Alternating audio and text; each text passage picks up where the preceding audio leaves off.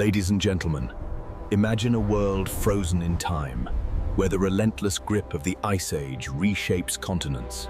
Like a sculptor wielding an icy chisel. 40,000 years ago, the Earth was locked in the throes of the last glacial period. A colossal drama of climate and survival that unfolded across millennia. Vast ice sheets, thicker than modern, skyscrapers and spanning millions of square kilometers, smothered northern Europe, North America, and parts of Asia. Temperatures plummeted, winds howled across barren tundras, and the global sea level plunged by as much as 120 meters below today's norms. This wasn't mere weather, it was a planetary cataclysm, forcing life itself to adapt, or perish. Amid this glacial symphony, a subtle yet profound transformation occurred in the waters between mainland, China and the Korean Peninsula. The Yellow Sea, that broad, shallow basin today teeming with maritime life, dried up to reveal a vast, windswept plain. This emergent land bridge, often called the Sino-Korean Plain, or part of the greater East Asian Shelf, became a silent highway for one of humanity's earliest grand migrations. It was here, on this frozen canvas of exposed seabed, that the first Homo sapiens left their indelible marks, footprints etched into the mud. Whispers of a journey that would seed the populations of East Asia. To understand this frozen path, we must first peer into the mechanics of the Ice Age, the last glacial maximum. LGM, peaking around 26,500 to 19,000 years ago, locked away enormous volumes of freshwater in ice, equivalent to over 50 million cubic kilometers more than today. This ice incarceration, as geologists term it, triggered eustatic sea level fall, where global oceans receded uniformly due to the sheer mass of terrestrial ice. But the Yellow Sea was no ordinary ocean. Its average depth hovers at a mere 44 meters, with much of the continental shelf dipping no deeper than 100 meters. During the LGM, this shallow expanse transformed dramatically. Paleogeographic reconstructions, pieced together from sediment cores, bathymetric surveys, and ice sheet modeling, paint a vivid. By 40,000 years ago, sea levels had already dropped 100 meters, exposing over 1.8 million square kilometers of the Yellow Sea floor. What was once a bustling strait became a mosaic of braided rivers, grassy steppes, and marshy lowlands, dotted with seasonal lakes fed by the Proto-Yellow River and Korean rivers like the Han and Gyeum. The Bohai Gulf, north of the Shandong Peninsula, merged seamlessly with the peninsula itself, creating a contiguous landmass linking the Chinese mainland to Korea. This wasn't a narrow isthmus, but a sprawling corridor, up to 800 kilometers wide at its broadest, flanked by rugged Taebaek Mountains to the east, and the rolling plains of the North China Plain to the west. The climate atop this bridge was unforgiving yet teeming with opportunity. A cold, dry steppe tundra hybrid, where mean annual temperatures lingered 5 to 10 degrees Celsius below modern averages. Periglacial features like frost, cracks and ice wedges scarred the soil, evidence of permafrost that heaved and buckled under freeze-thaw cycles. Vegetation clung tenaciously. Hardy grasses, sedges, and dwarf shrubs formed patchy meadows, interspersed with birch and pine groves in sheltered valleys. These biomes supported a parade of megafauna that would have drawn early humans like moths to flame. Mammoths lumbered across the plains, their tusks carving furrows in the Los Rich. Woolly rhinoceros grazed alongside herds of wild horses and steppe bison. Deer and elk migrated seasonally along riverine corridors. Predators, cave lions, hyenas, and wolves stalked the edges, their roars echoing through the fog-shrouded mornings. For Homo sapiens, recent émigrés from warmer African savannas, this was a realm of peril and plenty. Genetic adaptations, such as enhanced cold tolerance in blood chemistry and denser body fat, were evolving, but survival linged on ingenuity. Fire pits ringed with mammoth bones for warmth, hides sewn into layered garments, and composite tools blending stone and bone. Now, let us trace the footsteps of early human settlers, perhaps a group of indigenous people that heralded this arrival. Theater emerged from the volcanic shores of Jeju Island, a basaltic outpost 130 kilometers south of the Korean mainland. In 2003, archaeologists unearthed over 100 fossilized human footprints preserved in a volcaniclastic deposit at the Homo Formation site on the island's southwestern coast. These impressions, measuring 140 to 260 millimeters in length, suggest walkers between 0.9 and 1.7 meters tall, adults and adolescents, striding purposefully across a muddy lakeshore. Accompanying them were thousands of animal tracks, Arabian horses galloping in herds, savanna elephants, likely Asian straight-tusked variants plodding heavily, birds wading in shallow pools, and deer bounding through reeds. The radiocarbon dating of the overlying sediments and the optically stimulated luminescence analysis of the quartz grains are fixed. The age at approximately 50,000 to 20,000 years before present, with the most robust estimates clustering around 40. This places the prints squarely in the Upper Paleolithic, contemporaneous with the bridge's full exposure. These Jeju footprints are no accident of preservation. They are a migration milestone.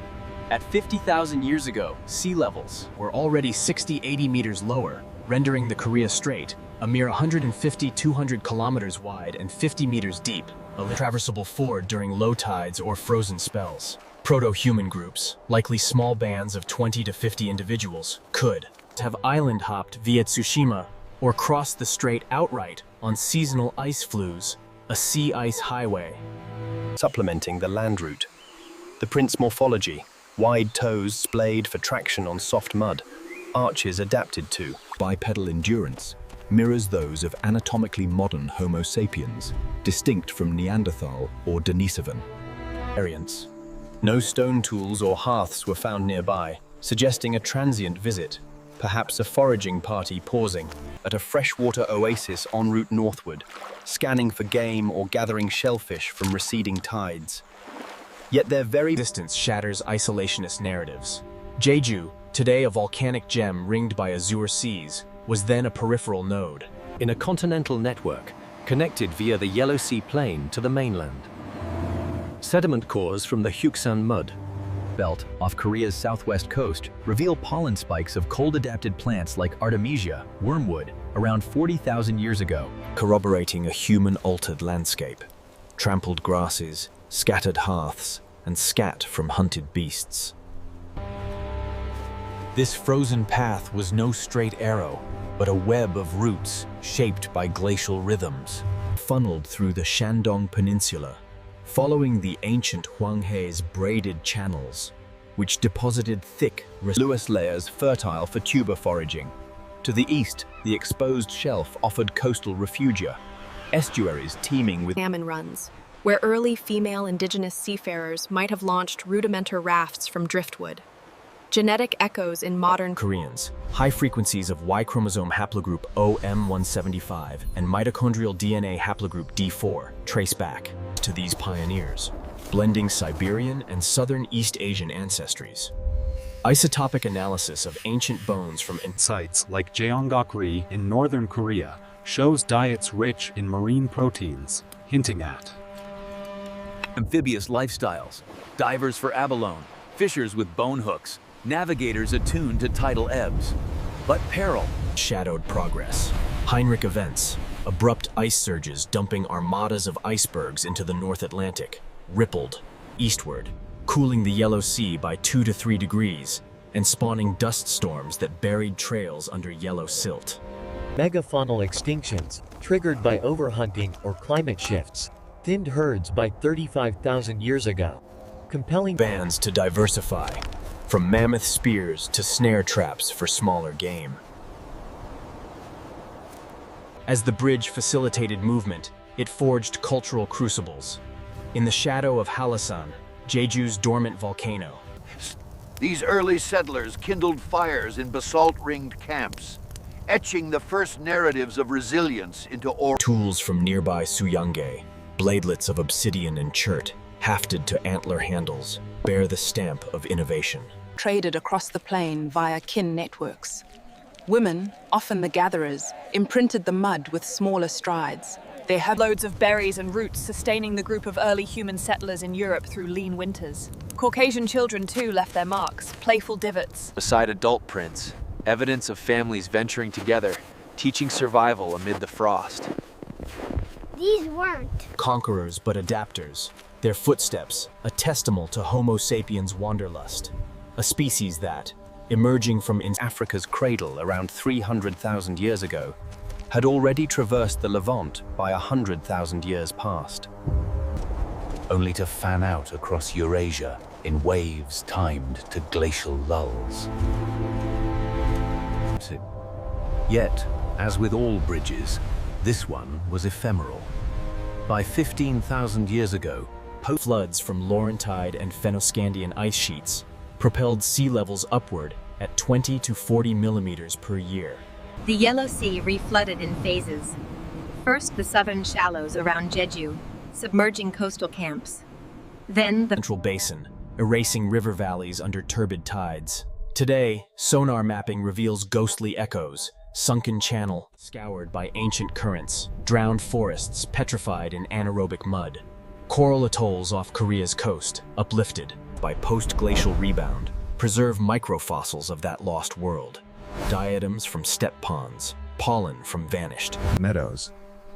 Climate models, integrating GRACE satellite data on isostatic rebound, predict that without human-induced warming, the shelf might resurface in future glacials, but our emissions accelerate the melt, dooming such bridges to deeper submersion.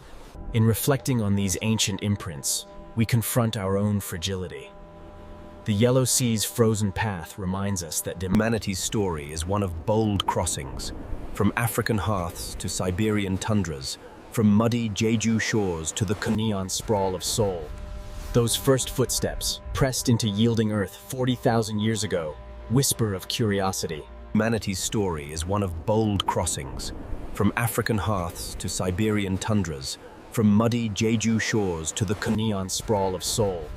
Those first footsteps, pressed into yielding earth 40,000 years ago, whisper of curiosity, undimmed by cold, of bonds forged in adversity. They challenge us to tread lightly on our warming world, lest we flood the very bridges that birthed our global kin. As the ice recedes once more, not by nature's whim but our own, these echoes urge stewardship. Honor the path, for it is ours. Thank you. 40,000 years ago, the Ice Age dried up the Yellow Sea, creating a land bridge. Across this highway, the first, Homo sapiens arrived from Africa and Siberia, setting foot on the land we now call South Korea. This was the era when their footprints were pressed into the volcanic mud of Jeju Island, telling a story from tens of thousands of years before our modern cities existed. These were the original pioneers who wrote the very first chapter of South Korea's ancient history.